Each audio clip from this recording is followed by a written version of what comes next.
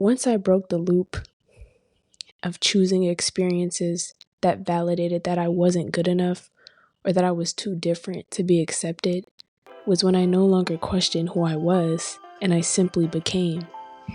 Hello, world. Welcome to Be My Witness, a podcast where we witness ourselves, witness each other, and witness others experience this journey we call life. And in today's segment, we will be discussing what it means to be yourself and overcoming the challenge of rejection of yourself in a way, and how overcoming that is is a gift. I don't fucking know. It's just a little chat, a little something sweet for the kids. And yeah, hope you enjoy. Let's get into it. As many of you know, I study astrology, and with that, I've learned through studying my chart. And anytime I'm reading over my chart, there's a theme of carving out my own path. For a while, this didn't resonate, and I was reluctant to this even being true. But I've had a realization, and that is, I'm so happy that my main goal in this lifetime is to simply be myself. Like, damn, I look-key won. Like, they ate with that. Cause wait, I hike-key won. I hike-key won. All I gotta do is be myself. That's it?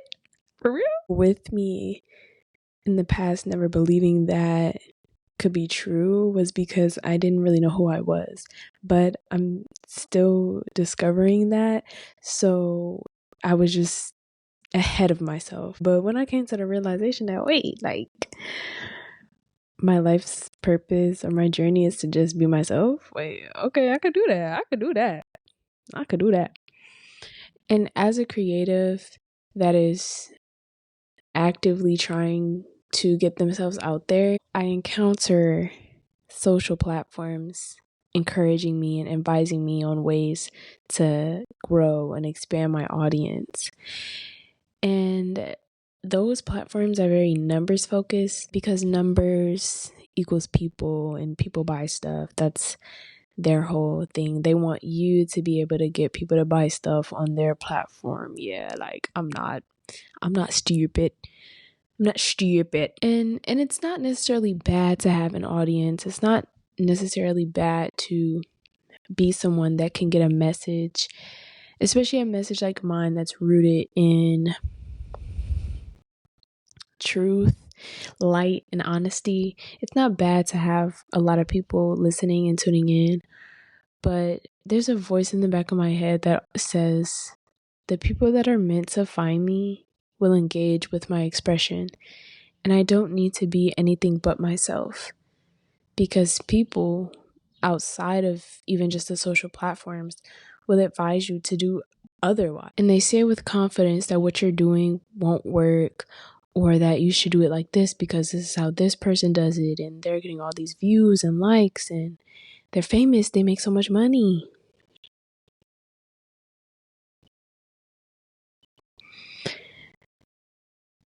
But it's the inner knowing that only you know you best that keeps you on your path.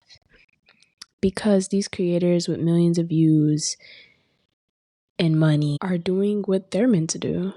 Maybe, who knows? We don't know these people. That's something I tell myself very often. We do not know these people. But the inner knowing that I have and that you may have is that you know you better than anyone. It's not bad to follow systems if there's a certain outcome that you're looking for, but if your only outcome is self-expression, then you can listen to that advice if you want to. Because at the same time, I didn't and I don't always have this outlook of myself, of just being able to trust myself, just knowing that I know me best, because I did not for a long time. I wanted so bad to fit in, to be somebody I wasn't. And for a long time, this left me questioning who I was in the first place. And when I really sat with that, I realized that I rejected myself before others could.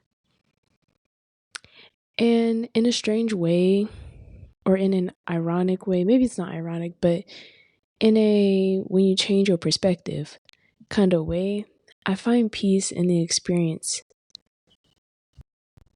Because shifting the narrative to be that needed to happen, that I needed to know what it felt like on a deep and intense personal level, so that the people with that same experience could see me, hear me, and know that things can change.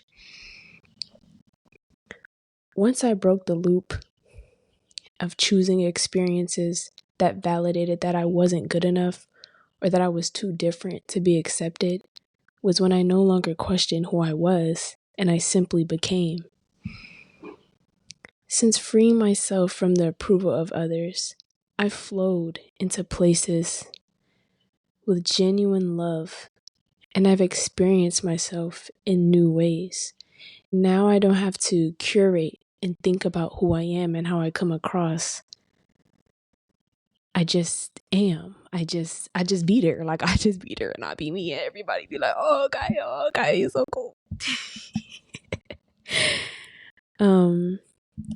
And I don't have to do what everyone else does. Like, literally, going back to studying my astrology, it doesn't just say that I get to be myself. It says that I get to carve out my own path and define what life means to me. So I literally don't have to do what anyone else does, because that was never the story that I was made to invoke. I'm here to light the way for people that are similar, for people that share the same narrative, for people that share the same seed that is carving out one's own path.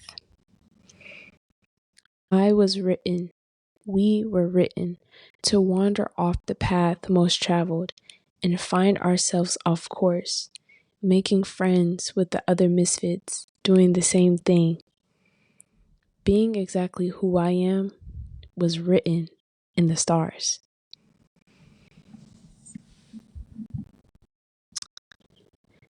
If you find yourself questioning who you are, maybe you're not allowing yourself to just be.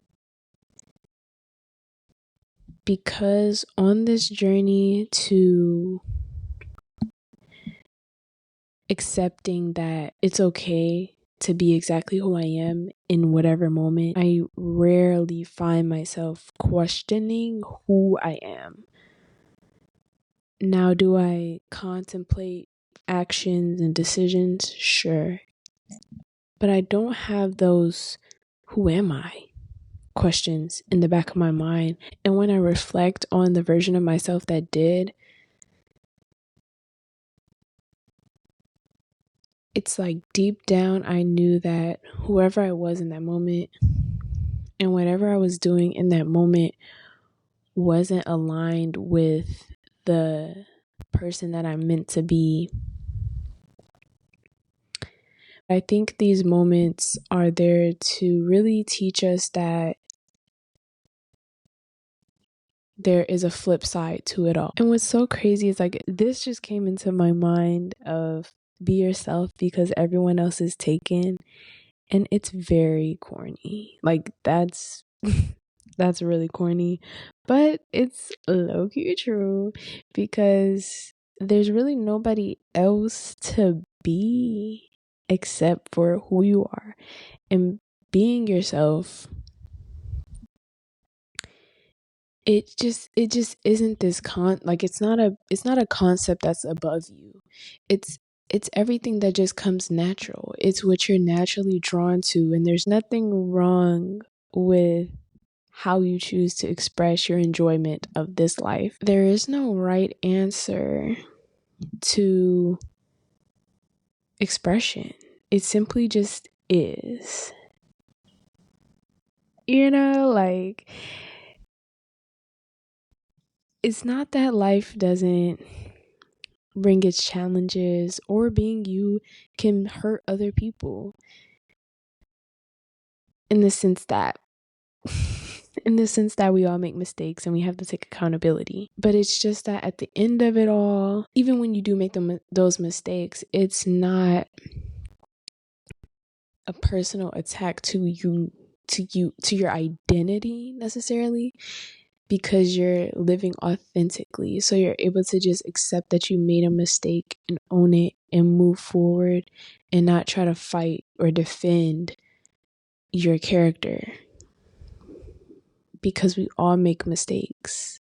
So your struggle being your greatest strength, meaning that the thing that you struggle the most with, potentially, well, I know for me that was true. The thing that I struggled the most with was acceptance of who I was and just simply being myself and doing things how I did and being awkward and being a little eclectic and different and quirky. That's the word.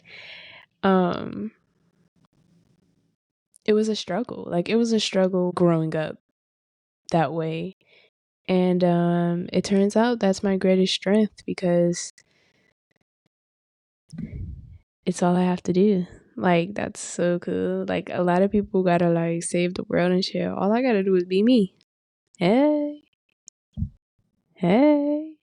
But being me will save the world, because when we all vibrate on our highest, when we all are aligned in our path, it just works out that way. So until next time, thank you for being here. Peace.